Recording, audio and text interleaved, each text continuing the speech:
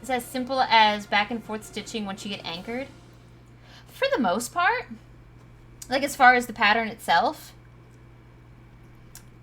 once you get, I would say pretty much is.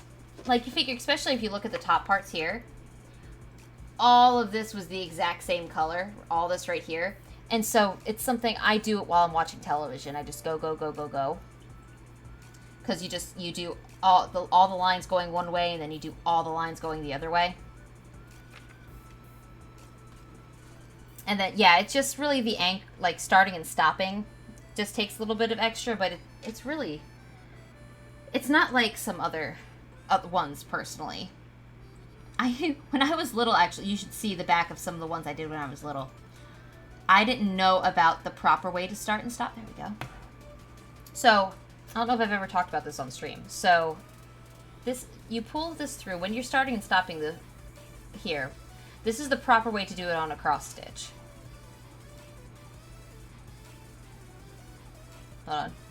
Yes, yes. This is a perfect line, actually, because this is a little bit longer than the ones I was just doing. So this will be a perfect one to explain it on. So, I'm starting off this row. This row is going to have a bunch of this blue. When I was little, I would just tie knots, and that's how I would anchor everything, because that's what I thought you were supposed to do. That's not how you anchor a cross stitch, though, because it can create a lot of, like, bubbles in the back of it. So you want it to be as flat as possible, especially if you're planning on framing it. So to anchor it, you leave a little bit of thread left right here, like what I'm doing, and I'm going to hold it down with this finger. I'm going to come back through this side and make the first half of my X right here. I'm still holding that thread down in the back with my finger, and I'm not going to pull this super tight just because I have made it come apart multiple times. But you make that little X, half X right there. Now, I'm going to come back over this way, show you the back. There's ooh, see, I almost lost it. I almost lost it right there. Our little threads right here. I'm still going to hold this down like this with my thumb.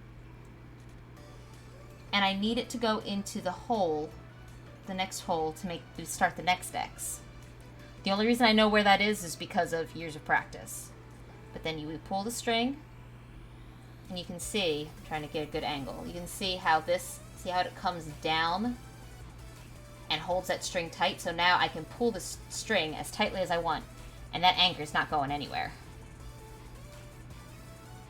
And you can see,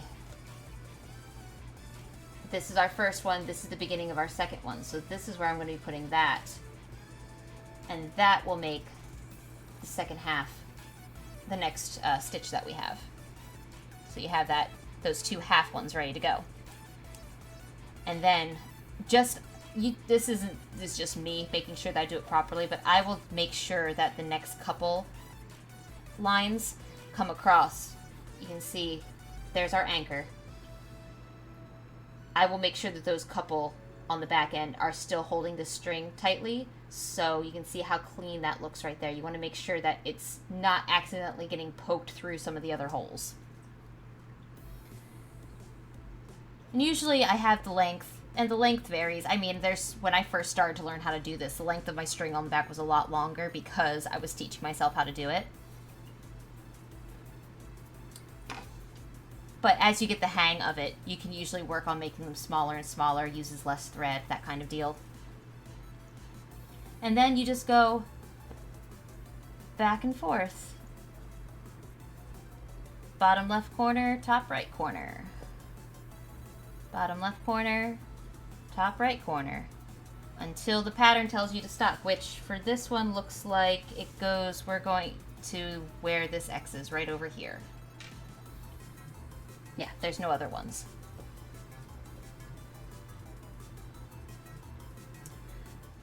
But so we're coming up to the end of this color right here. So here's what we're going to do. I'm finishing this first. Get it a little closer here. I'm going to finish this first X right here.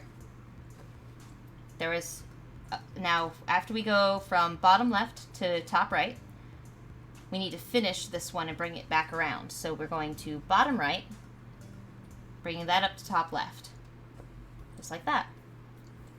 And then we do the same thing, literally just back down the row. Bottom right, top left. Bottom right, top left. And just finish off the X's the other way around. Another reason the repetition of this makes it very easy to stream, because I can, as long as I know where my direction is going, makes it very easy for me to chat with you guys and look up at chat and everything. So this is how I finish, for everyone who was wondering about the anchors. So I showed you how to do the anchor earlier. The way that you finish in order to keep everything looking kind of straight is, you see I have all my different stitches over here. You take your needle and kind of work under a couple of the stitches like this. Just be careful you don't accidentally also get the Eta. I will do that every once in a while accidentally. You just want to get this a little, you don't even have to get under the full stitch. So just get under a couple stitches just like this. And then you're going to pull.